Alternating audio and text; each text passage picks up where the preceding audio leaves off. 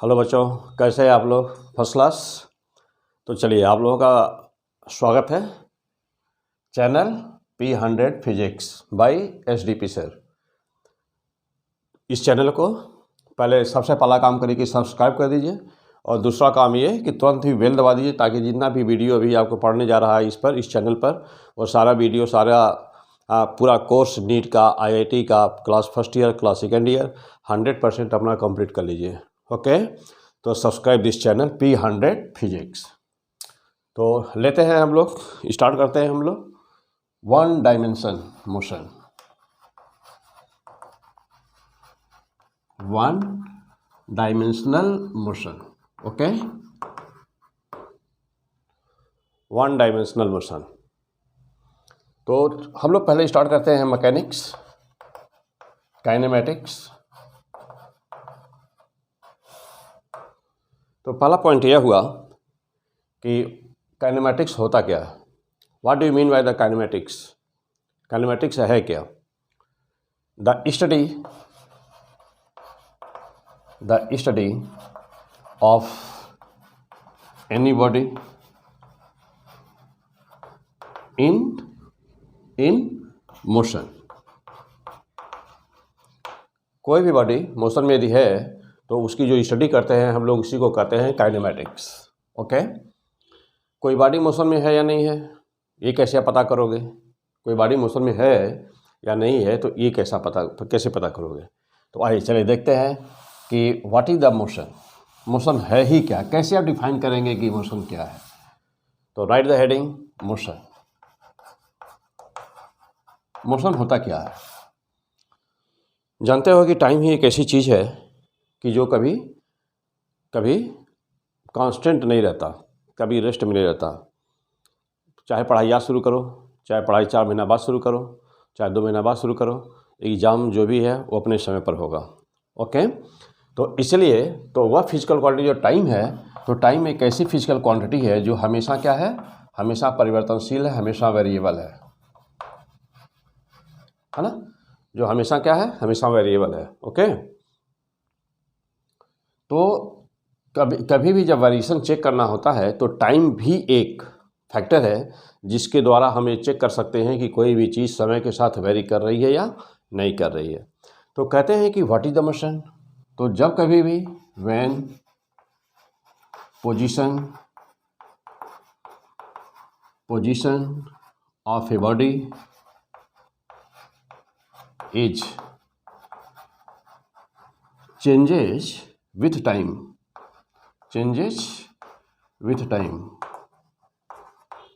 then body is called in the motion, then body is called in motion। तो हम कहते हैं कि वो बॉडी किस में आ गई, मोशन में आ गई। तो when position of a body or position vector of a body changes with the time, then body is called in the motion। सवाल ये है कि अब पोजीशन क्या होता है, पोजीशन क्या है, कैसे पता करोगे कि पोजीशन क्या है? तो पोजीशन को कहीं पर भी, किसी भी वस्तु, जैसे मान लिया आप जहाँ पर बैठे हुए हो और आपको बताना है कि उसका पोजीशन क्या है, तो क्या करोगे?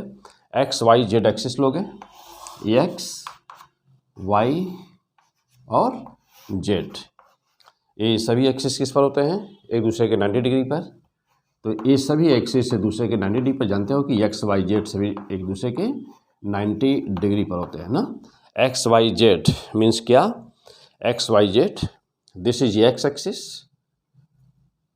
This is Y axis and this is Z axis. तो ये XYZ। Okay, XYZ।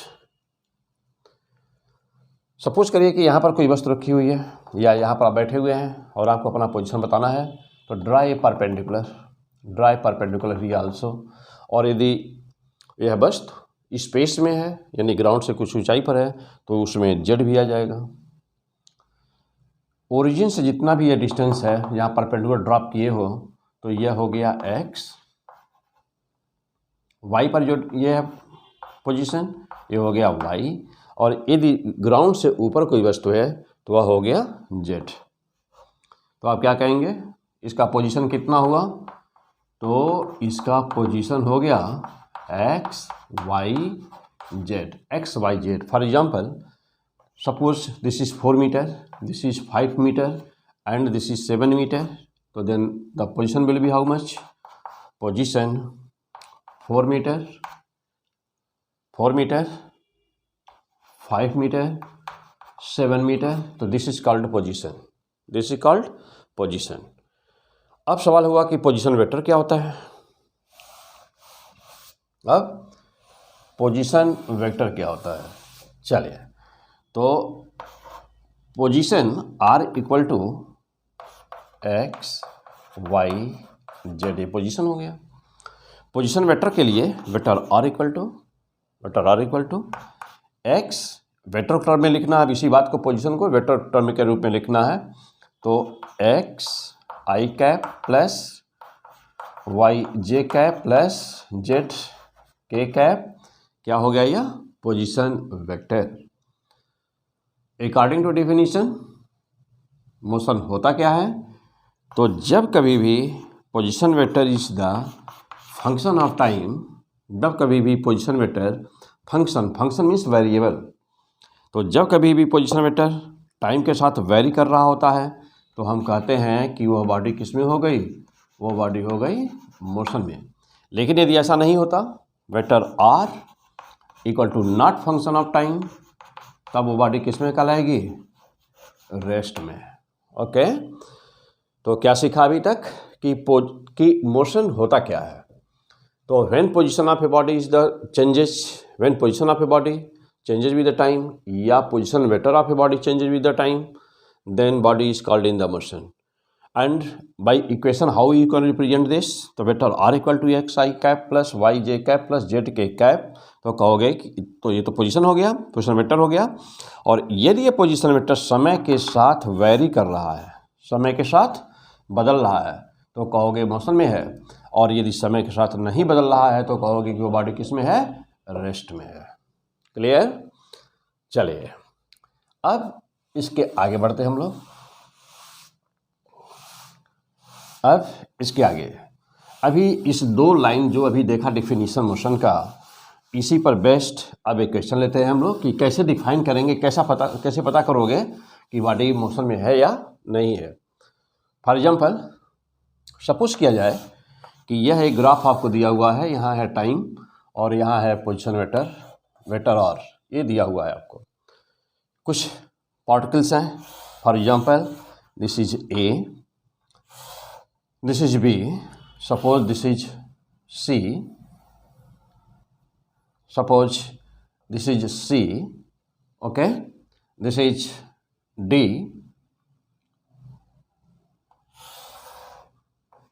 तो A B C D. Suppose करिए कि एक यहाँ ले लिया जाए ई, एक एफ, फिर यहाँ ले लिया जाए जी. Okay. Suppose there are some graphs are given to you and you have to identify that which are in the motion.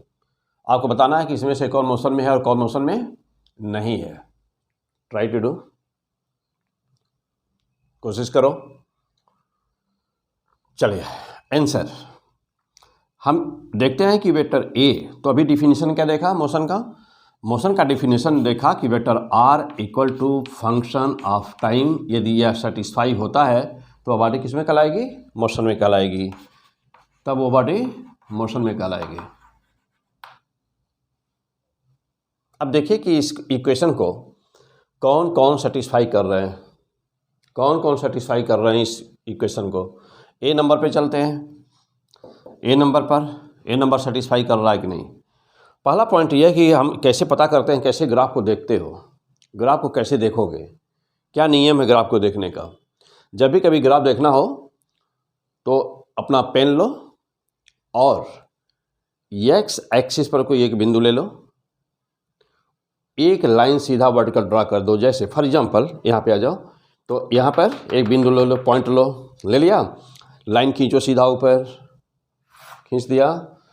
अब देखो कि वह ए वाले ग्राफ को जिसको चेक करने जा रहे हो, तो वह देखो कि वह कहाँ कहाँ पे उसे कट कर रहा है. चलिए भाई, यहाँ पर ले लो, पॉइंट यहाँ है ना, यहाँ पे कट किया, यहाँ पर कट किया और यहाँ पे कट किया, देख रहे हो 1 2 3 पोजीशन पर क्या कर रहा हो, कट कर रहा, 3 पोजीशन पे वो कट कर रहा। तो इस पोजीशन पर इसी समय टाइम तो एक ही है, समय तो एक है, लेकिन कट यहाँ पर पोजीशन एक्सिस पर 3 जगह कट कर रहा है, 1 2 और 3। इस समय से हुआ कि इस एक ही समय पर यह बॉडी यहाँ पर भी है, एक ही समय पर यह बॉडी यहाँ पर भी है, और उसी समय पर बॉडी यहाँ पर भी है। तो यह R1 R2 R3, टाइम एक है, टाइम एक और पोजीशन 3, R1 R2 R3। क्या यह संभव है? क्या ऐसा हो सकता है कि एक ही समय पर वस्तु एक से ज़्यादा स्थान पर हो, 2 स्थान पर हो, 3 स्थान पे, 5 स्थान पे? क्या ऐसा संभव है? कभी नहीं, कदापि नहीं। तो कोई भी वस्तु एक समय पर एक ही स्थान पे हो सकती है। तो जब कोई भी वस्तु एक समय पर एक ही स्थान पे हो सकती है, इसका मतलब ये हुआ कि जो ग्राफ ए है, A graph is not possible. तो आंसर क्या आया?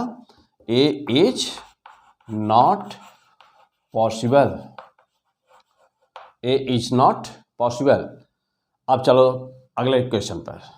अब हम बी को चेक करने जा रहे हैं। Try yourself.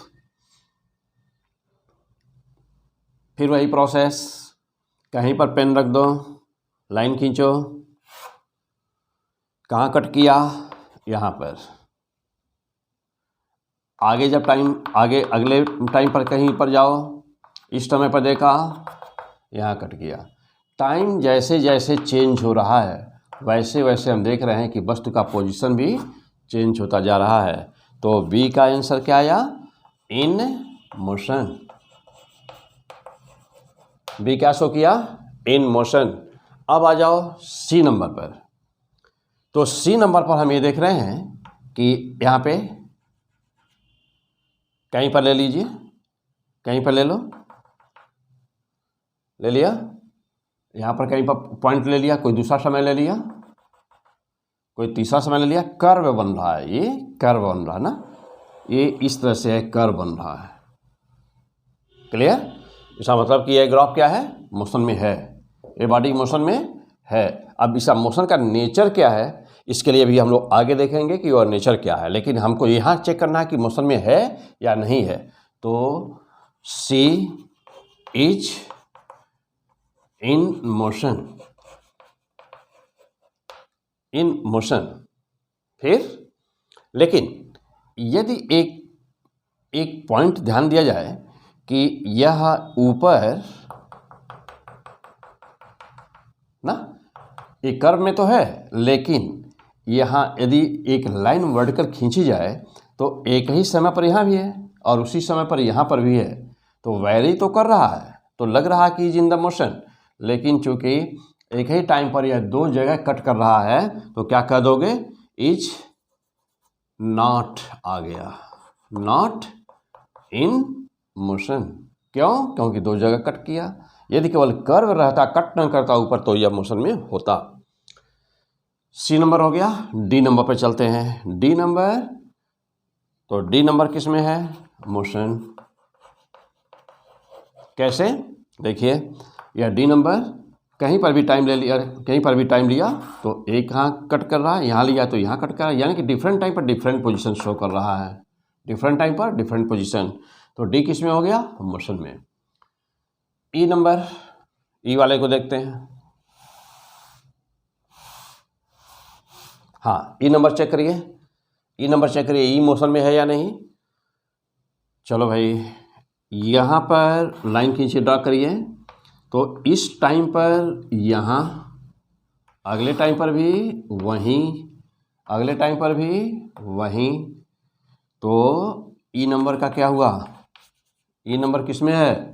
In the rest. क्यों? क्योंकि टाइम तो बदल रहा है, लेकिन पोजीशन में कोई परिवर्तन नहीं हो रहा। अब एफ नंबर पे आ जाइए। एफ नंबर, यह टाइम एक ही टाइम पर इनफाइनाइट पोजीशन, जहाँ चाहो वहाँ लाइन खींच दो। ओके, तो एक ही टाइम पर इनफाइनाइट पोजीशन, इसका मतलब ये हुआ कि एफ क्या शो कर रहा है? F not in motion, not in motion means कि ये graph not possible, not possible, ये ग्राफ संभव है ही नहीं। जी नंबर पे आ जाइए, टाइम मिल लिया, कहीं पर भी लाइन खींचे ऊपर ड्रॉ करिए, समय 1 है, टाइम 2 है, इसका मतलब कि जी भी क्या शो कर रहा है, नॉट पॉसिबल।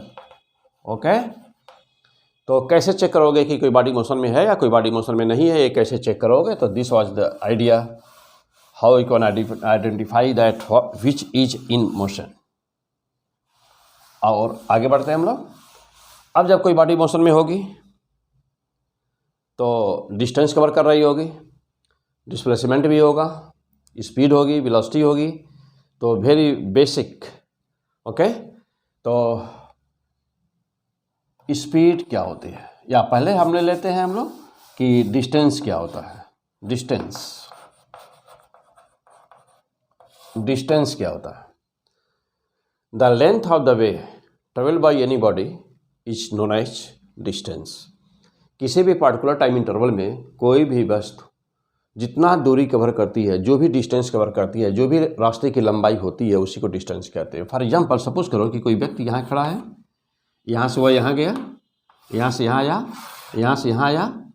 अब आपको नापना है कि इसका डिस्टेंस कितना है। तो यहाँ से पहले यहाँ गया, सपोज करो L1 है, यहाँ से यहाँ आया, सपोज करो L2 है, यहाँ से यहाँ आया पूरा, सपोज करो कि ये L3 है। तो कहोगे कि डिस्टेंस बराबर कितना हुआ? तो डिस्टेंस बराबर L1 plus L2 plus L3। लेकिन मैं कहूँ कि हाँ, और बात है कि डिस्टेंस कैसी क्वांटिटी है? तो डिस्टेंस स्केलर। डिस्टेंस कैसी क्वांटिटी है? स्केलर। मीन्स कि negative minus negative distance is not possible. कभी भी डिस्टेंस माइनस नहीं होता, हमेशा क्या होगा? Always positive. यदि बॉडी मोशन में है तो पॉजिटिव ही होगा।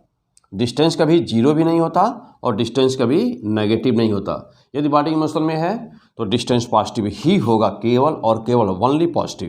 यदि बॉडी रेस्ट में है तो डिस्टेंस जीरो होगा। अब बात करते हैं कि डिस्प्लेसमेंट क्या हुआ। अब यही केस हम लोगों ने जो लिया हुआ है ना, अब इसी का हम देखते हैं कि डिस्प्लेसमेंट कितना हुआ। तो चलिए, डिस्प्लेसमेंट कितना हुआ? तो बॉडी जहाँ पे शुरू में थी और जहाँ पर लास्ट में थी, यानी कि लास्ट में जहाँ पहुँची, शुरू में जहाँ थी, स्ट्रेट मिला दो, उसको मिला दिया। सपोज करो कि ये L4 है, सपोज करो कि ये L4 है, तो यही L4 क्या हो गया? डिस्प्लेसमेंट। मीन्स कि डिफाइन कैसे करोगे? तो डिस्प्लेसमेंट बराबर L4 है। होता क्या है displacement? Shortest length of way between initial and final position. तो बॉडी शुरू में जहाँ पे थी और लास्ट में जहाँ पर है, दोनों को स्ट्रेट मिला दो, जो भी कुछ आएगा that is the displacement. Displacement कैसी क्वांटिटी है? तो डिस्प्लेसमेंट इज द वेक्टर। यानी कि तब ये क्या हो सकता है? ये पॉजिटिव भी हो सकता है, नेगेटिव भी हो सकता है और जीरो भी हो सकता है। कैसे? तो आइए देखा जाए कैसे पॉजिटिव, नेगेटिव और जीरो कैसे। सपोज करिए कि आप यहाँ पे खड़े हो, ये आपका घर है, होम। यहाँ से स्कूल गए अपने, ये बिल्डिंग, स्कूल के कितना दूर गए? डी गए और फिर वापस डी आए। तो मैं पूछूं कि ये कितना चले डिस्टेंस? तो ये आपका स्कूल है, तो डी गए डी आए, तो मैं कहूँ कि डिस्टेंस कितना हुआ? तो कहोगे डी प्लस डी, यानी 2D डिस्टेंस हुआ। मैं कहूँ कि डिस्प्लेसमेंट कितना होगा? डिस्प्लेसमेंट कितना होगा? तो जहाँ से चले वहीं वापस आ गए, तो डिस्प्लेसमेंट कितना हुआ? 0। अच्छा, अगला केस, यदि सीधे गए होते, वापस की बात नहीं हो रही है, केवल हम यहाँ से यहाँ गए, और मैं कहूँ ये लेंथ लंबाई L है, मैं कहूँ कि डिस्टेंस कितना होगा, तो कहोगे कि डिस्टेंस L है। मैं कहूँ कि डिस्प्लेसमेंट कितना होगा, तो कहोगे कि displacement equal to also vector L, वो भी L ही है। क्या ऐसा हो सकता है कि कभी डिस्प्लेसमेंट का मान डिस्टेंस से ज़्यादा हो? Is it possible?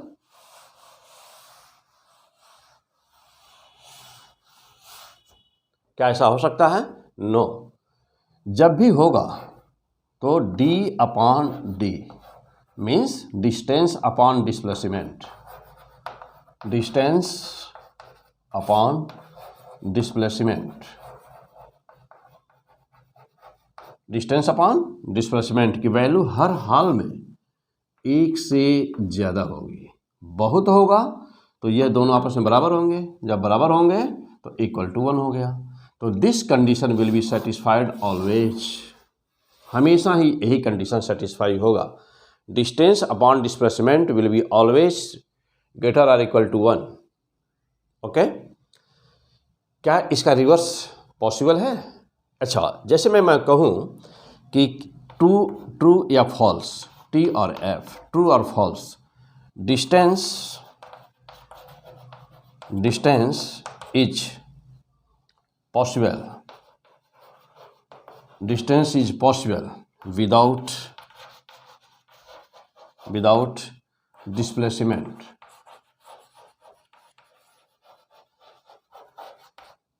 Distance is possible without displacement. यह सेंटेंस ट्रू है या फॉल्स? चलो भाई, distance is possible without displacement. अभी देखे हम लोग कि डिस्प्लेसमेंट 0 था लेकिन डिस्टेंस 2d था। इसका मतलब क्या हुआ कि पॉसिबल है, ट्रू। लेकिन बट इट्स रिवर्स, इसका रिवर्स मैं कहूँ क्या होगा, तो इसका रिवर्स फॉल्स होगा, इसका रिवर्स फॉल्स होगा। कैसे? यानी कि ये हो गया कि displacement is possible without distance, ऐसा कभी हो नहीं सकता कि डिस्प्लेसमेंट हो और डिस्टेंस ना हो, ऐसा कभी नहीं हो सकता। ओके, एक सर्किल ले लिया जाए। सपोज करो कि यहाँ से आप खड़े थे, एक यह फील्ड में एक चक्कर लगाया, रेडियस r है, एक चक्कर लगाया, तो डिस्टेंस कितना हुआ इसका? एक चक्कर लगाया 2πr। डिस्प्लेसमेंट कितना हुआ? जहाँ से चले थे फिर वहीं वापस आ गए, तो डिस्प्लेसमेंट कितना हो गया? तो डिस्टेंस हुआ 2πr, लेकिन डिस्प्लेसमेंट क्या हो गया? 0। ओके, आ जाओ और आगे बढ़ते बेटा, और आगे। तो अच्छी तरह से समझिए फिजिक्स कहाँ से शुरू होती है। तो फिजिक्स कहाँ से शुरू होती है? तो फिजिक्स यहीं से शुरू होती है कि what is the kinematics. Kinematics होता क्या है? डिस्टेंस क्या होता है, डिस्प्लेसमेंट क्या होता है, स्पीड क्या होती है, वेलोसिटी क्या होती है, एक्सेलरेशन क्या होता है, रिटार्डेशन क्या होता है, और इनमें डिफरेंस क्या होते हैं। फिजिक्स की शुरुआत यहीं से होती है। तो ये बिल्डिंग जैसे मान लो बनानी है, ये छत डालनी है, तो पहले बेस मजबूत होना चाहिए।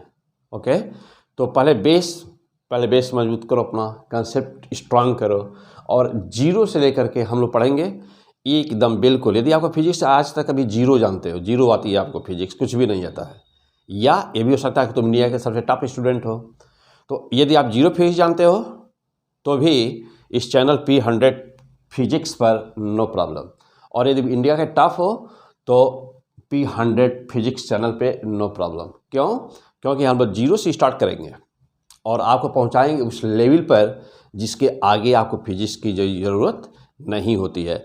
यदि आपका टारगेट जो भी कुछ होगा, इंडिया का कोई भी एग्जाम आप दे रहे होंगे, तो आपके लिए द बेस्ट मिलने वाला है यहाँ पर। ओके, तो स्टार्ट हम लोग करें और आगे बढ़ते हैं हम लोग।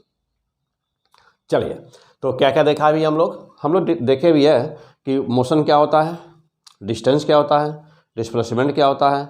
अब हम लोग आगे बढ़ते हैं और देखते हैं कि what do you mean by the speed. Speed क्या होती है?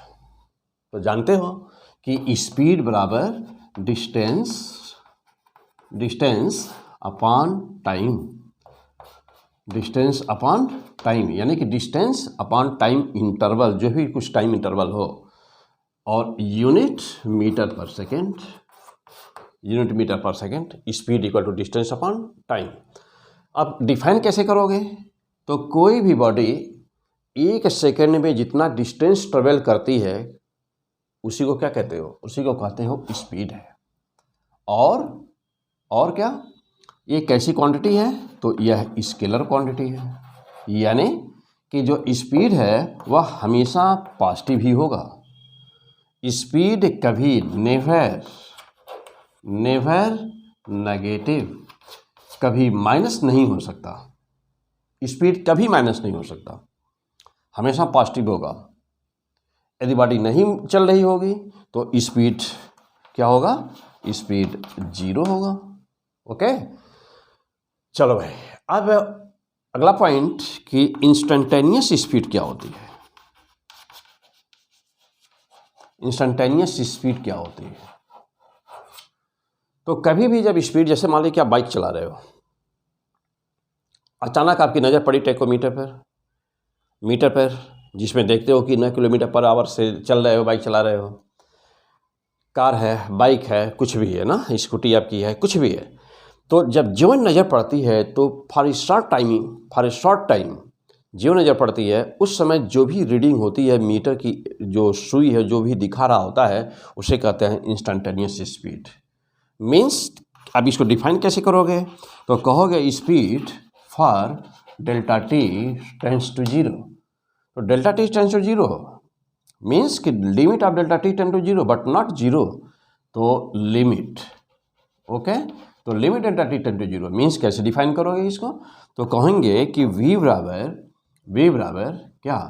v बराबर distance S ds upon dt। Okay, v बराबर ds अपॉन dt, और क्या कहोगे? v बराबर ds अपॉन dt स्पीड हो गया। और इंस्टेंटेनियस के लिए तो कहोगे कि v बराबर ds अपॉन dt और limit delta t tends to 0, तो इसे कहोगे इंस्टेंटेनियस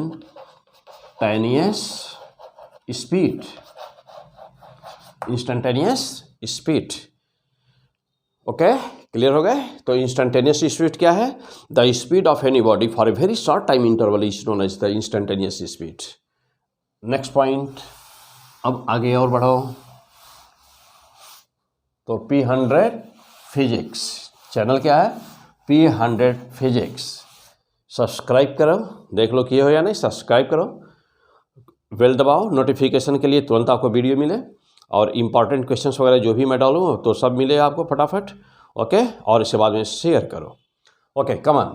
तो अब आगे देखेंगे हम लोग कि इंस्टेंटेनियस स्पीड देख रहे थे, अब देखने जा रहे हैं कि what is the initial speed.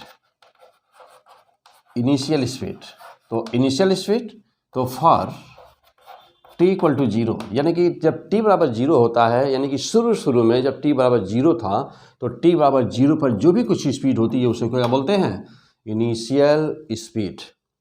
For example, जैसे मान लो कि हमारी बाइक है और ये बाइक हमारी अभी रेस्ट में है, तो t, और हम जा रहे हैं बाइक अपनी स्टार्ट करने जा रहे हैं। ओके, तो t बराबर 0 पर बाइक रेस्ट में है, तो क्या कहोगे? Initial speed is 0।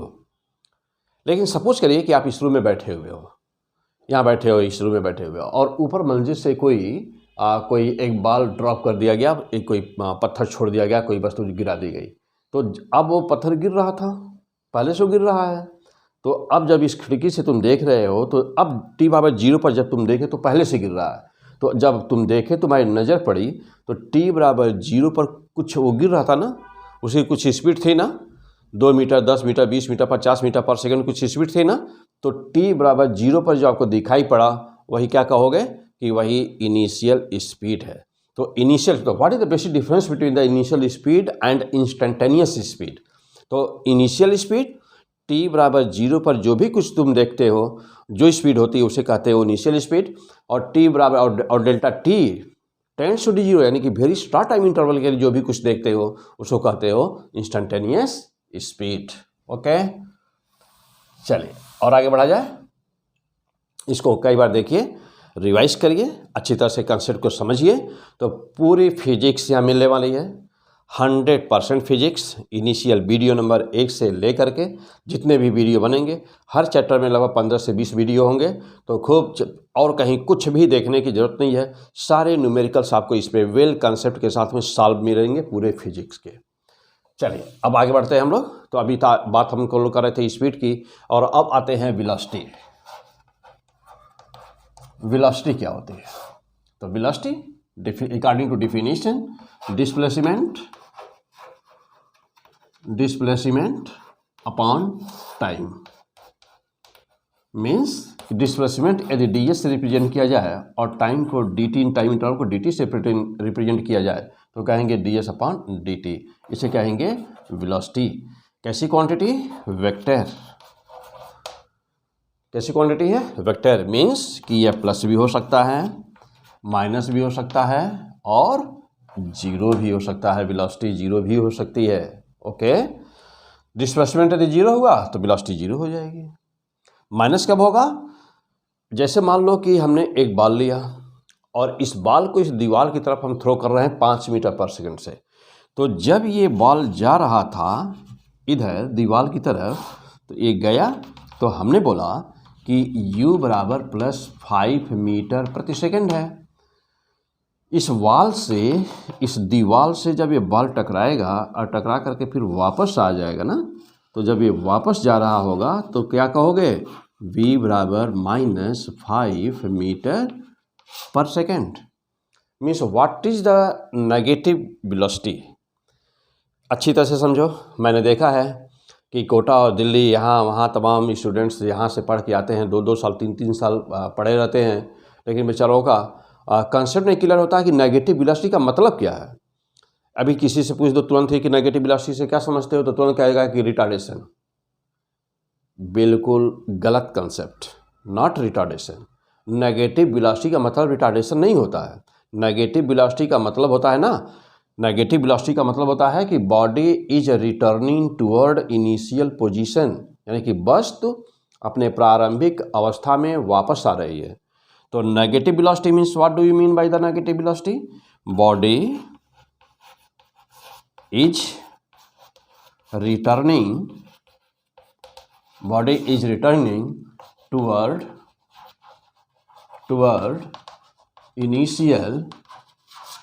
Initial position. Body is returning toward initial position means कि वस्तु अपनी प्रारंभिक अवस्था में वापस आ रही है। नेगेटिव वेलोसिटी का कभी मतलब यह नहीं होता है कि वह वस्तु रिटार्डेशन में है।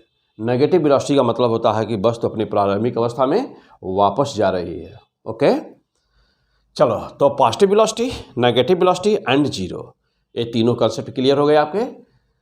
क्लियर? पक्का? चलो आगे बढ़ते हैं। अब तो जब यहाँ तक पहुँच गए हम लोग, अब इसके आगे बढ़ते हैं और अब हम लोग देखते हैं कि एक्सेलरेशन क्या होता है और रिटार्डेशन क्या होता है। तो acceleration, what do you mean by the acceleration? Acceleration क्या होता है? एक्सेलरेशन, तो एक्सेलरेशन का डिफिनीशन है। कैसे डिफाइन करोगे एक्सेलरेशन को? तो कहोगे कि rate of change of velocity. Rate of change of velocity को कहते हैं एक्सेलरेशन। अब rate of change of velocity means acceleration तो ए से रिप्रेजेंट किया जाए, तो rate of change of velocity यानी सपोज करो कि इनिशियल वेलोसिटी u थी और फाइनल वेलोसिटी v है, तो final velocity v time interval, पहले समय था बाद वाला समय t2 और पहले समय को मान लिया t1, तो क्या कहेंगे? अब इसको हम लिख सकते हैं डेल्टा v, परिवर्तन है, चेंज है, और टाइम इंटरवल है, तो इसको हम लिख सकते हैं डेल्टा t। तो एक्सेलरेशन बराबर क्या हुआ? Delta v upon delta t। तो this is the acceleration. Unit क्या आई? Metre per second square. Okay, this is the acceleration. आओ जैसा और देखते हैं इसमें और क्या है। एक्सेलरेशन को हम पहला तो यही रिप्रेजेंट कर सकते हैं, पहला टाइप तो यही हो गया। डिफरेंशियल फॉर्म में एक्सेलरेशन को कैसे रिप्रेजेंट करोगे, ए बराबर ना डिफरेंशियल फॉर्म में इस डेल्टा को डी लिख दोगे, स्मॉल डी, तो d v upon d t.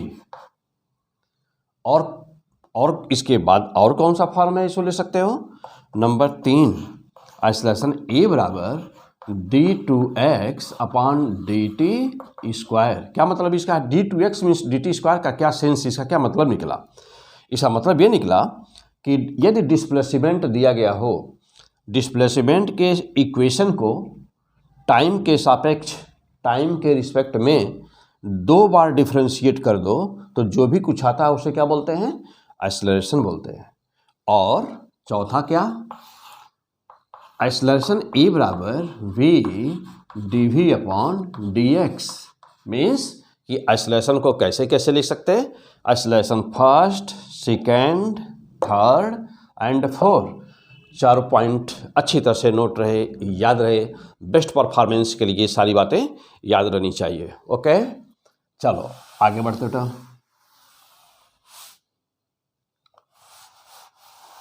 और आगे देखो, आ जाओ। जैसे सपोज करो एक्सेलरेशन और रिटार्डेशन, वेरी फैंटास्टिक। फिजिक्स बहुत आसान होती है बेटा, फिजिक्स बहुत ही आसान होती है। फिजिक्स से तो बिल्कुल ही डर नहीं लगना चाहिए। फिजिक्स का केवल कॉन्सेप्ट समझने, यहाँ रटना नहीं कुछ होता है, उसको समझना होता है। तो और जानते हो फिजिक्स बहुत ही आसान होती है, बस उसके कॉन्सेप्ट पे थोड़ा अच्छी तरह से फोकस करने की ज़रूरत है।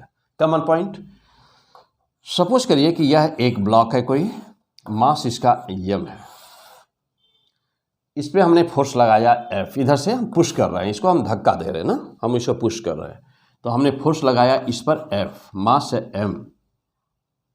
और सपोज करो यहाँ फ्रिक्शन का, चूंकि अभी हम केस है फ्रिक्शन, अभी हम लोग आगे एपिसोड में पढ़ेंगे सब कुछ ना, इस एपिसोड में अभी हम लोग फिजिक्स स्टार्ट, पहला तुम अभी ये पहला फिजिक्स जहाँ से शुरू होती है उस टॉपिक को अभी पढ़ रहे हो जहाँ से फिजिक्स स्टार्ट होती है। ऐसे ही वीडियो नंबर 1 से लेकर के सारे वीडियो आप अच्छी तरह से कई बार देखिएगा, समझिएगा, नोट करिएगा, क्वेश्चन जो मैं सॉल्व कराऊंगा करिएगा, गारंटी है 100% का आपके एग्जाम में फिजिक्स में 100% नंबर आना गारंटी है, बिल्कुल वेल गारंटी है। बस अच्छी तरह से कंसेप्ट तैयार हो। तो F हमने फोर्स लगाया इस पर, तो यह बॉडी यहाँ से अभी रेस्ट में है और ये मूव करके आगे जा रही है। न्यूटन का सेकंड लॉ कहता है कि F बराबर m में, ये सब अभी आगे हम लोग पढ़ेंगे, तो फिर यहाँ हम लोग की ज़रूरत हो और समझने के लिए, इसलिए हम लोग डायरेक्ट अभी यहाँ यूज कर लेते हैं F बराबर m में। तो F बराबर m में, तो A बराबर F बाई m, न्यूटन पर किलोग्राम, न्यूटन पर किलोग्राम। तो ये क्या हुआ, ये एक्सेलरेशन हुआ। अच्छा, सपोज करो कि यदि यह पहले से ही मोशन में रहा होता, यह u स्पीड से जा रहा होता और हम फोर्स लगा देते इधर इसी डायरेक्शन में, तो यह इतना एक्सेलरेशन उत्पन्न हो गया होता कि नहीं। जैसे फॉर एग्जांपल मैं दौड़ रहा हूँ u स्पीड से और पीछे से धक्का मारो तो हमारी स्पीड बढ़ेगी कि घटेगी, बढ़ जानी है। आज जब स्पीड बढ़ जाती है, यानी कि जब वेलोसिटी बढ़ जाती है, तो कहते हो उसको क्या कहते हो, उसको एक्सेलरेशन कहते हो, यानी कि वह एक्सेलरेशन है। हम लोग अभी लिखे थे A बराबर क्या लिखे थे, v2 minus v1 upon delta t लिखे थे। अब यहाँ क्या क्या पॉसिबिलिटी है, पॉसिबिलिटी यहाँ पर ये है कि यह v2 का मान v1 से ज़्यादा हो जाए। तो जब भी कभी v2 का मान v1 से ज़्यादा हो जाएगा तो यह एक कैसा आएगा, तब ये ज़्यादा यदि हो गया यानी बढ़ गया बाद वाली वेलोसिटी, तो A बराबर कैसा आएगा, पॉजिटिव। और जब A का मान पॉजिटिव होता है ना, क्या बोला, जब A का मान पॉजिटिव होता है तभी उसे कहते हो ना, उसे कहते हो एक्सीलरेशन। हिंदी मीडियम के बच्चों के लिए एक्सीलरेशन मीन्स त्वरण बोलते हो ना, त्वरण बोलते हो, एक्सीलरेशन त्वरण कहलाता है। अब इसका जैसा उल्टा सोचो, क्या कि यदि ऐसा होता, नंबर 2 पे आ जाओ। अब ऐसा होता कि यह v2 कम होता और v1 ज़्यादा होता, मीन्स कि यदि v2 लेस देन v1 हुआ तब क्या होगा। तो यदि v2 लेस देन v1 हुआ तब क्या होगा, तो यदि v2 लेस देन v1 हुआ ना, तो ए का मान देख रहे हो क्या हो गया, नेगेटिव। और जब ये सिचुएशन होता है, जब यह सिचुएशन होता है, ये सिचुएशन जब ये चीज़ होती है कहीं पर कि बाद की वेलोसिटी कम हो जाए, पहले वाली ज़्यादा हो, तभी उसी समय इसे कहते हैं, ए को कहते हैं रिटार्डेशन। रिटार्डेशन कहते हैं, यानी मंदन, मीन्स कि वेलोसिटी घट रही है, रिटार्डेशन या डीएक्सेलरेशन। ओके, चलो अब जरा सा देखो भाई, यानी कि जो यहाँ पर देख रहे हो कि वेलोसिटी इनिशियल इधर थी, अब फोर्स तो वेलोसिटी को बढ़ा दिया होगा, यानी कि यह इस समय क्या हो रहा है यहाँ पर, एक्सेलरेशन। और यदि यही डायग्राम ले लिया जाए, यही डायग्राम ले लिया जाए, मास m है और वेलोसिटी इधर है u इनिशियल, और हम फोर्स लगा दें अपोजिट डायरेक्शन में F। अब क्या होगा, अब यह u का मान बढ़ेगा कि घटेगा, घटेगा, पक्का घटेगा, क्योंकि अब जैसे मान लो हम इधर से दौड़ रहे हैं, इधर से u वेलोसिटी जा रहे हैं और सामने से यदि कोई फोर्स लगाता है तो हमारी वेलोसिटी घट जानी है, वेलोसिटी घट जाएगी। और जब वेलोसिटी घटी तो ये वाला 2 नंबर केस हो गया। अब वेलोसिटी घटी तो 2 नंबर केस, इसका मतलब क्या हो गया, रिटार्डेशन। रिटार्डेशन तो वस्तु एक ही है, देखिए ध्यान देना कि वस्तु वही है, फोर्स वही है, वस्तु वही है, फोर्स वही है। इस बात पर डिपेंड कर रहा है कि फोर्स लगाया कहाँ गया। तो एक्सेलरेशन होना और रिटार्डेशन होना दोनों इस बात पर डिपेंड करता है कि फोर्स किधर लगाया गया। यदि मोशन के डायरेक्शन में फोर्स लगाया गया है तो एक्सेलरेशन होगा, और यदि मोशन के अपोजिट फोर्स लगाया गया है तो रिटार्डेशन होगा। क्लियर हो गए। और यदि फोर्स नहीं लगा हुआ है, यदि फोर्स नहीं लगा हुआ है, F का मान 0 है, तो एक्सेलरेशन A बराबर 0 होगा। ओके, तो कब प्लस होगा, कब माइनस होगा और कब 0 होगा। चलिए यहाँ तक क्लियर हो गए सब लोग। चलो और आगे बढ़ते हैं। तो यही है बेस, फिजिक्स का बेस। पहले कहाँ से बेसिक नॉलेज फिजिक्स का, कहाँ से फिजिक्स शुरू होती है। तो आज इस एपिसोड में हम लोग देख रहे हैं फिजिक्स, जहाँ से फिजिक्स की जहाँ से शुरुआत होती है ना, क्लास 9th से हम लोग पढ़ रहे हैं। क्लास 9th के सिलेबस में ये सब, तो क्लास 9, क्लास 10th ना, first year, second year, means की क्लास 9 से पहले शुरू करो और 0 से शुरू करके टॉप लेवल पे जाओ, जहाँ से आगे आपको फिजिक्स कंपटीशन क्रैक करने के लिए, अपना एग्ज़ाम निकालने के लिए ना, क्वालिफाई करने के लिए, उसके आगे हमको ज़रूरत नहीं होगी। तो वहाँ तक हम लोग सीखेंगे बेसिक से, 0 से लेकर के टॉप तक। ओके, अब आ जाओ, आगे बढ़ते हैं। तो अब आपने देख लिया कि स्पीड क्या होती है, वेलोसिटी क्या होती है, डिस्टेंस क्या होती है, डिस्प्लेसमेंट क्या होती है, एक्सेलरेशन क्या होते हैं और रिटार्डेशन क्या होते हैं। अब इनमें रिलेशन क्या होता है, आपस में रिलेशन क्या होता है। तो आपस में जो रिलेशन इसमें होता है उसको कहते हैं हम लोग इक्वेशन ऑफ मोशंस। तो right the point now, equations of motion. Equations of motion, equation of motion का कंसेप्ट सबसे पहले विश्व में कंसेप्ट देने वाला साइंटिस्ट था गैलीलियो गैलीली।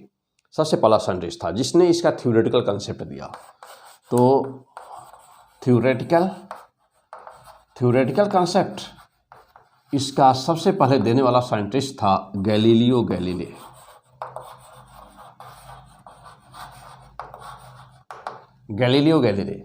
लेकिन इसका मैथमेटिकल प्रूफ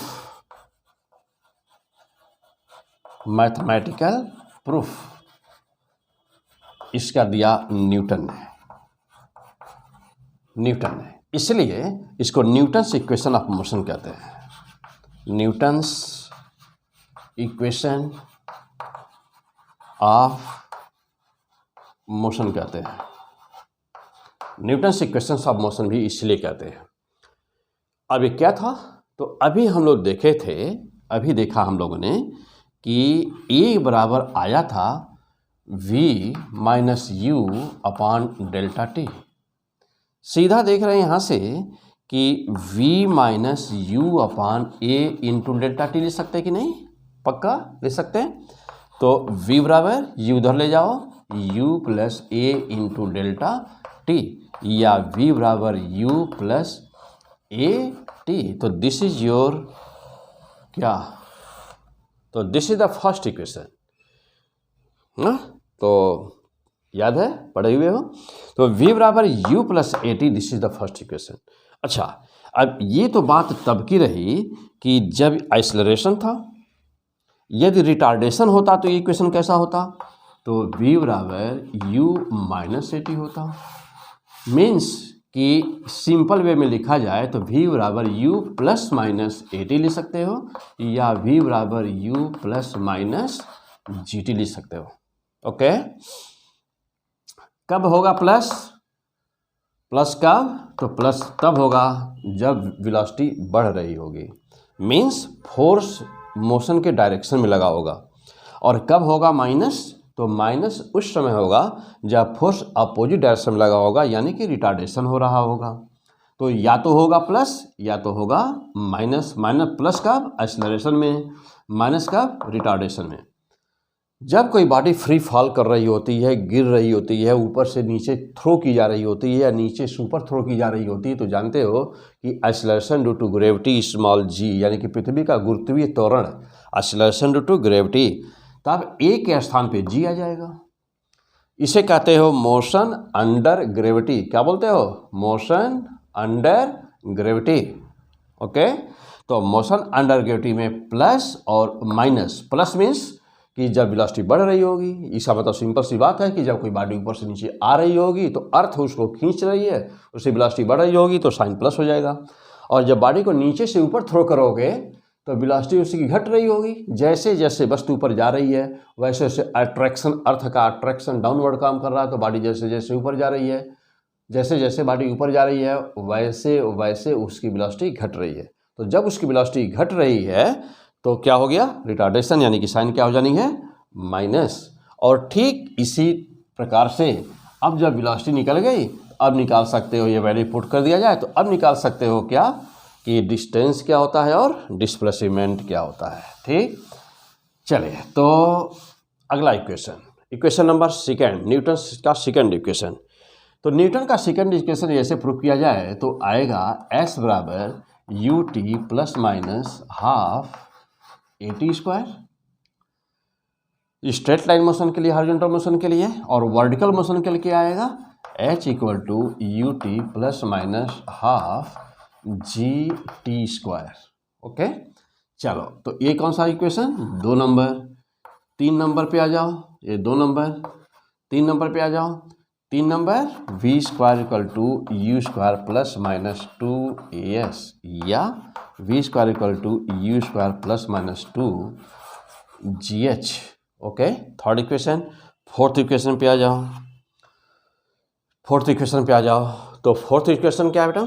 तो fourth equation s n equal to you plus minus a by two n minus 1, या h n equal to you plus minus g by two n minus 1।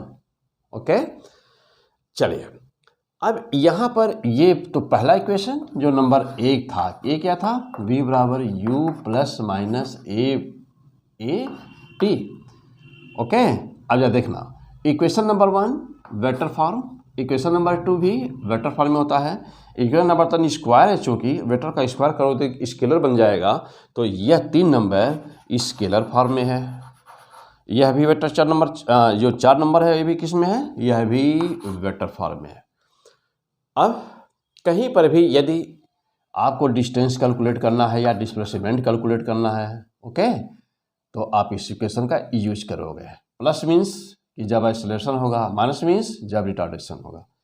तो चूँकि distance 2 number से भी निकाल सकते हो, और डिस्टेंस के लिए देख रहे हो कि 4 नंबर का इक्वेशन भी है, यहाँ से भी निकाल सकते हो, डिस्टेंस नंबर 3 से भी निकाल सकते हो। ओके, तो यदि टाइम दिया हुआ है, टाइम या एक्सेलरेशन या रिटार्डेशन दिया हुआ है और टाइम दिया हुआ है, तो हम ये इक्वेशन यूज करेंगे। और यदि देखो यहाँ पर भी ना, यहाँ पर भी एन कोई टाइम है, तो चूंकि यह इक्वेशन और यह इक्वेशन दोनों एक ही जैसे हैं, ये भी यूज कर सकते हो, ये भी यूज कर सकते हो। तो अब क्वेश्चन उठता है यह कि कब 2 नंबर लगाओगे और कब 3 नंबर, कब 4 नंबर लगाओगे।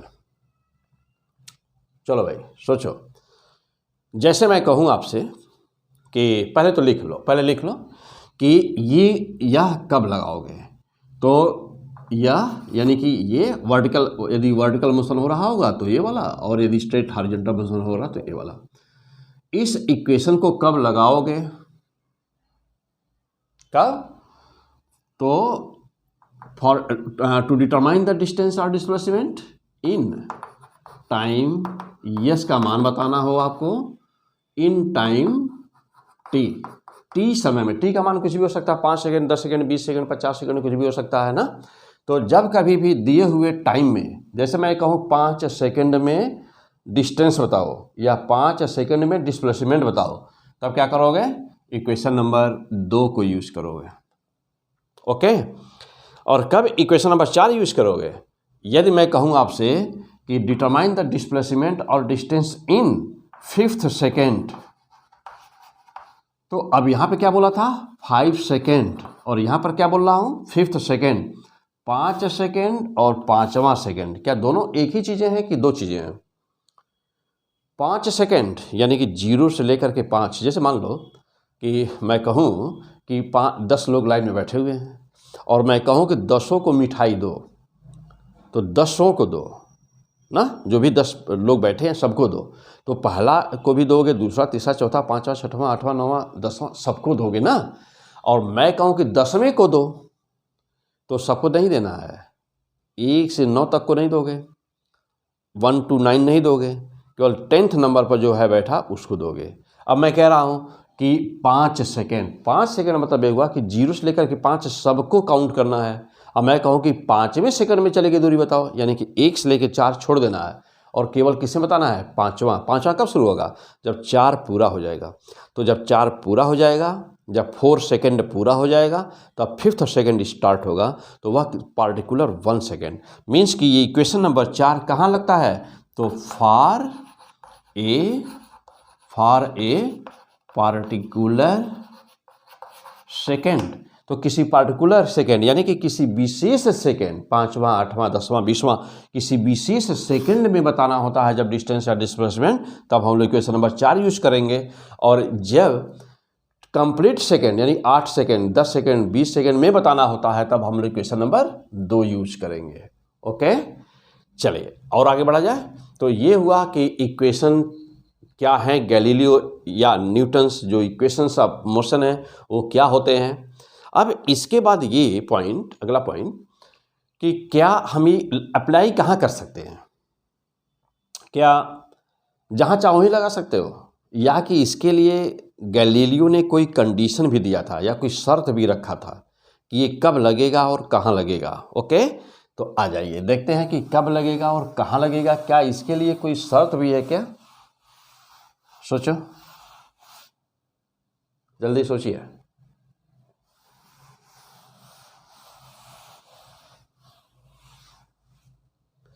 जल्दी सोचिए। कंडीशन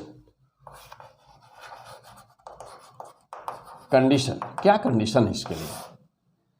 इसके लिए क्या कंडीशन है? इक्वेशन ऑफ मोशन यूज करने के लिए क्या कंडीशन है? तो इस गैलीलियो के कंडीशन, गैलीलियो ने जो कंडीशन दिया था वह number 1, all vectors should be linear.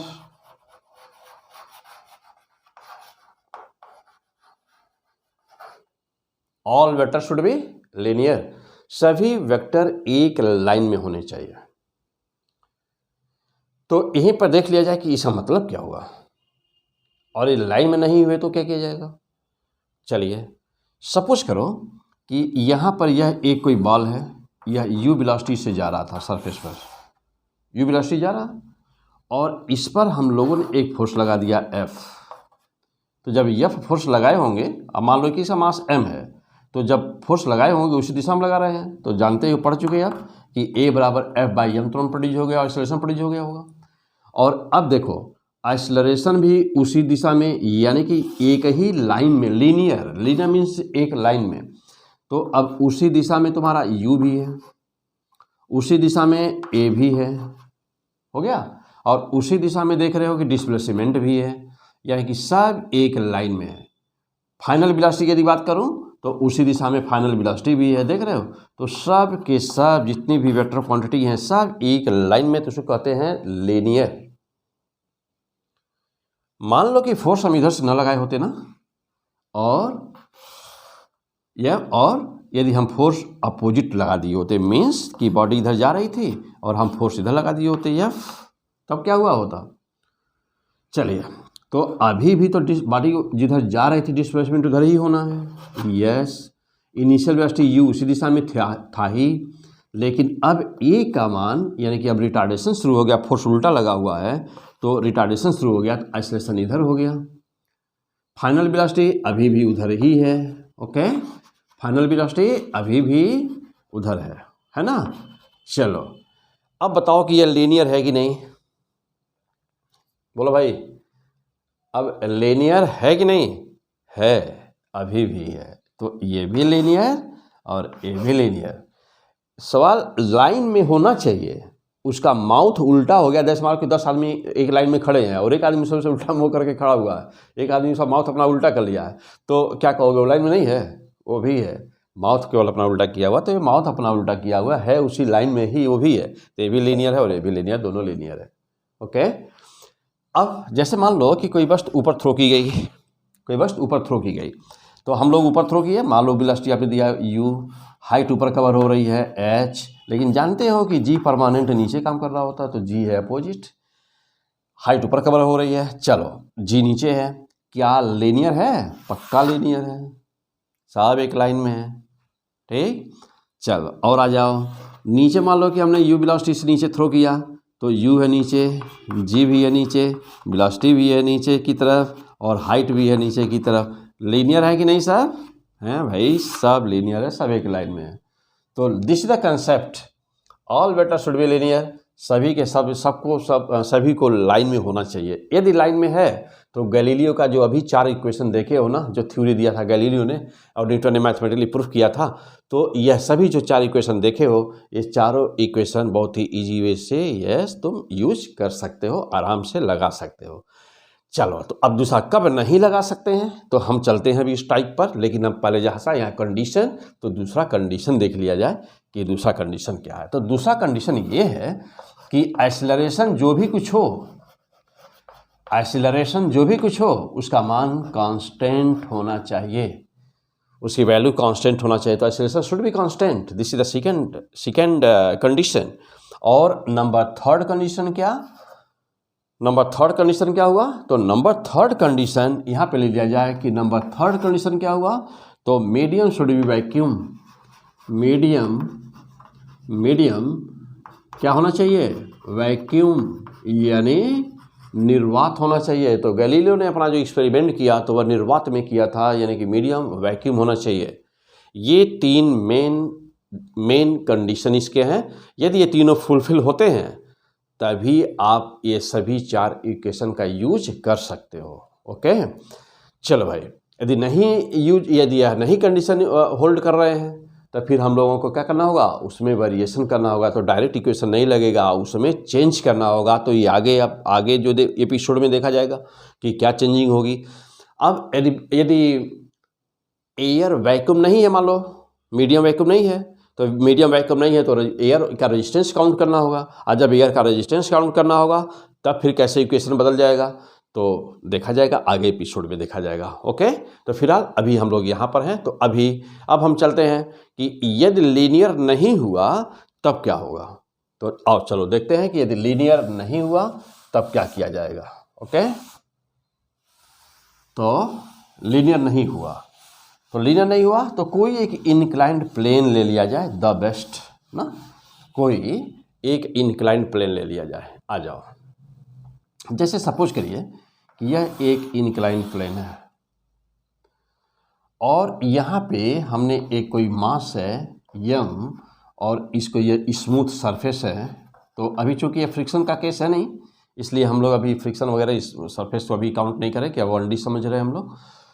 तो अब जैसे यहाँ पे हमने छोड़ दिया इसको ना, इस मास को हमने छोड़ दिया और यहाँ पे u का मान क्या था? 0, यानी कि इनिशियल वेलोसिटी क्या है? 0, छोड़ दिया। चलो, तो देख रहे हो कि यहाँ पर यदि u मान लो u 0 ले लें या u कुछ ले ही दिया जाए, मान लो कि u की कुछ वैल्यू है, तो ये हमारा u हो गया। कुछ देर बाद में वेलोसिटी यहाँ पर होगी v, वेलोसिटी हो जाएगी तो v भी वहाँ पर मिल गया। डिस्प्लेसमेंट जितना कवर हुआ वो भी उसी लाइन में है, वो भी एक लाइन में है, सब तो एक लाइन में है, और ये एंगल है थीटा, एंगल है थीटा। लेकिन चूंकि यह ग्रेविटी के इन्फ्लुएंस में मोशन हो रहा है, हम लोगों ने कोई फोर्स नहीं लगाया है इस पर, ये अपने आप आ रहा है नीचे। कौन ला रहा है? mg साइन थीटा, यानी कि यह ग्रेविटेशनल फोर्स के कंपोनेंट के कारण नीचे आ रहा है ना। तो जब ग्रेविटी के कारण बॉडी मोशन में होती है तो उसे कहते हैं मोशन अंडर ग्रेविटी, हिंदी में बोलते हैं गुरुत्वाधीन गति, मोशन अंडर ग्रेविटी। अब तो यहाँ पर देख रहे हो कि mg साइन थीटा, ये सब अभी आगे पढ़ोगे कैसे होता है, कैसे हमने यहाँ पर लिया mg साइन थीटा। तो mg साइन थीटा फोर्स इसको नीचे ला रहा है, यानी कि मोशन अंडर ग्रेविटी का केस है। अच्छा, अब जानते हो कि g वर्टिकली डाउनवर्ड काम करता है, तो g का मान तो यहाँ है, और अभी अभी हम लोग क्या देखें गैलीलियो कंडीशन में कि सब एक और लाइन में होनी चाहिए। तो एक चीज़ ऐसी मिली कि जो लाइन में नहीं है, यहाँ पर g है, तो जो लाइन में नहीं है उसको लाइन में बनाना पड़ेगा, उसको लाइन में लाना पड़ेगा, क्योंकि शर्त है, कंडीशन है कि सब एक लाइन में होने चाहिए। तो अब इसको बनाने के लिए क्या किया जाए, यह एंगल है थीटा, तो यह एंगल पक्का हो जाएगा कितना, 90 माइनस थीटा, क्यों, ये है 90 डिग्री। यहाँ पर एक परपेंडिकुलर ड्रा कर दो, यानी कि इस लाइन से जो डायरेक्शन जहाँ हमको चाहिए, जहाँ हमको ज़रूरत है, उसके 90 डिग्री पर एक लाइन ड्रा कर दो। कर दिया। यह 90 माइनस थीटा है, ये वाला 90 माइनस थीटा है, तो ये कितना हो गया होगा, पक्का ये हो जाएगा थीटा। और जब ये होगा थीटा तो यहाँ पर हो गया mg cos थीटा। तो mg, क्योंकि यहाँ g डाउनवर्ड है, तो यदि मास को भी ले फोर्स के रूप में देखा जाए तो mg डाउनवर्ड हो गया, तो ये हो गया mg cos थीटा, और इसके 90 डिग्री पर mg साइन थीटा आ गया। तो एक्सेलरेशन कितना हुआ, a बराबर g साइन थीटा, और फोर्स कितना हुआ, mg साइन थीटा। एक्सेलरेशन कितना हुआ, g साइन थीटा, यानी कि इसको अब मोशन कौन करा रहा है, g साइन थीटा।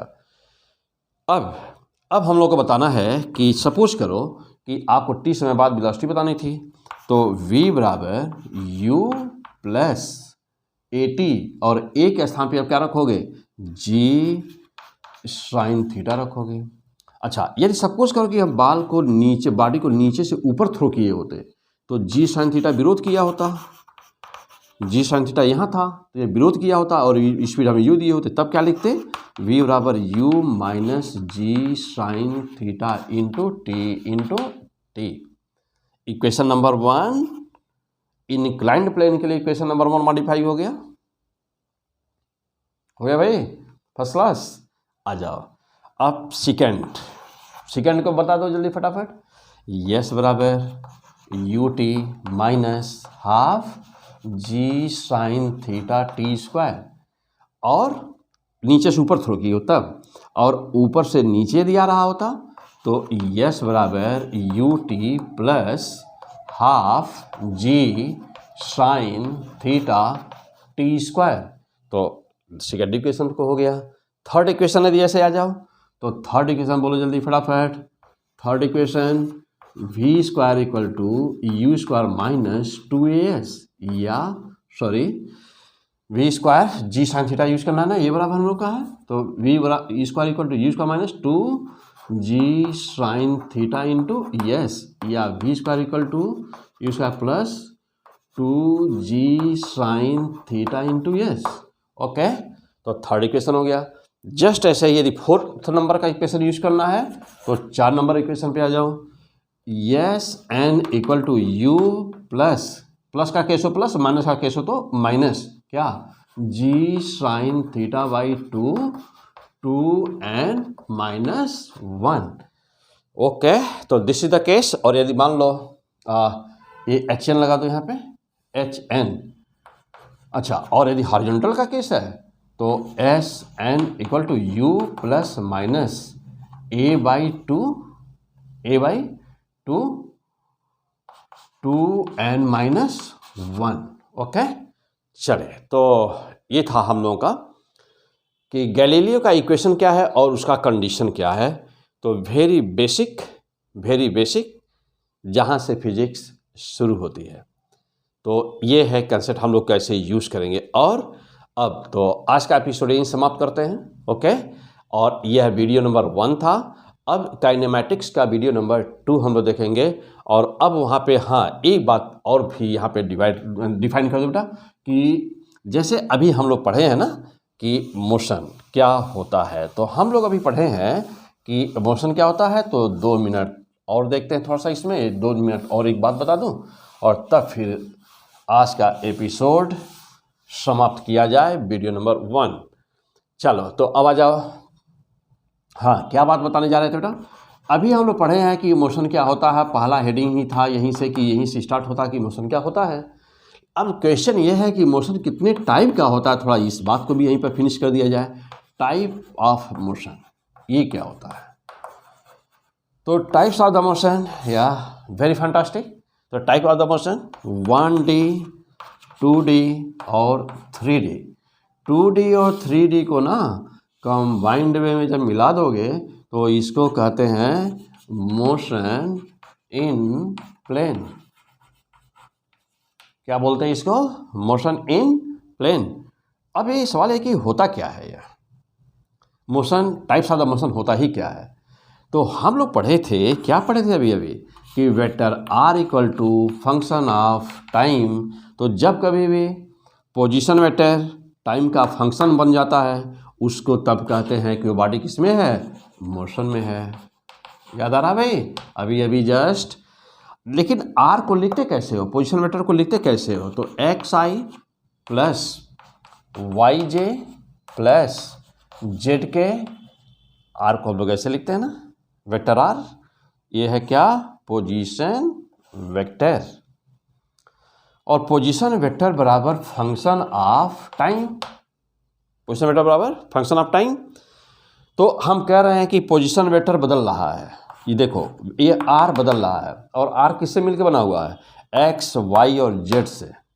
तो जब यह vector r x, y, z से मिलकर बना हुआ है तो क्या क्या हो सकता था? ऐसा भी हो सकता है कि केवल x बदले।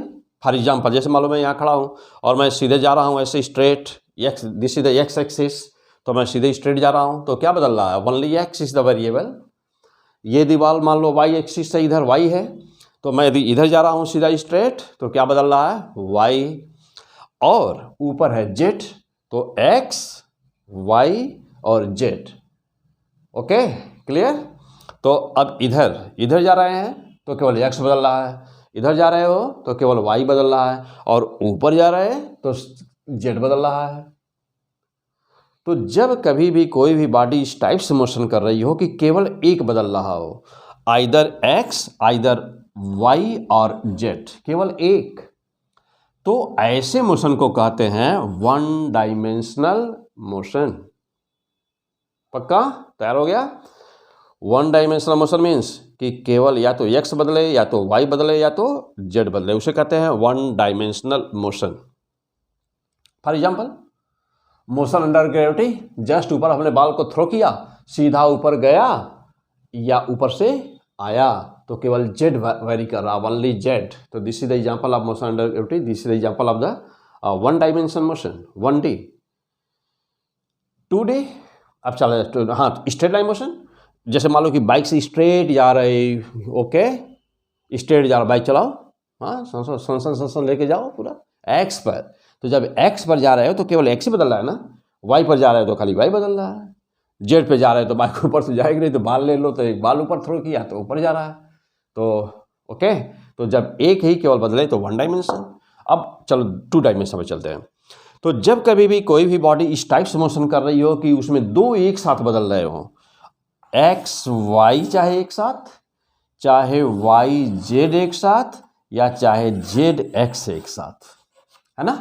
तो जब कभी दो एक साथ बदल रहे होते हैं तो ऐसे मोशन को कहते हो क्या?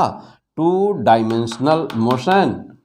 और जब कभी ऐसा हो कि तीनों बदल रहे हों, x, y और z तीनों एक साथ बदल रहे हों, तो ऐसे मोशन को क्या कहोगे? 3 डायमेंशनल मोशन। अब 2 डायमेंशनल मोशन का द बेस्ट एग्जांपल ले लिया जाए। ओके, चलो एक रस्सी ले लो, ले लिया। रस्सी पे एक मांस बांध दो, बांध दिया। देखो छोटे बच्चे ऐसे चाहते नहीं है, बांध करके ना हटो तो सर तोड़ दे। ओके, तो चलो, तो एक रस्सी ले लो, ले लिया, मांस बांध दिया, just revolving like this in the vertical plane. देखो तो ये एक्स, तो जब ऐसे रस्सी जा रही है तो एक्स बदल रहा है, रस्सी ऊपर गई तो जेड बदला, फिर ऐसे आ रहा है तो एक्स, फिर ये नीचे आया तो जेड, तो क्या बदल रहा है, एक्स एंड जेड, दो बदल रहे हैं ना। तो therefore this example is the means the circular motion, you can say this is the vertical circular motion. तो this example is the best example of the 2 dimensional motion. पक्का?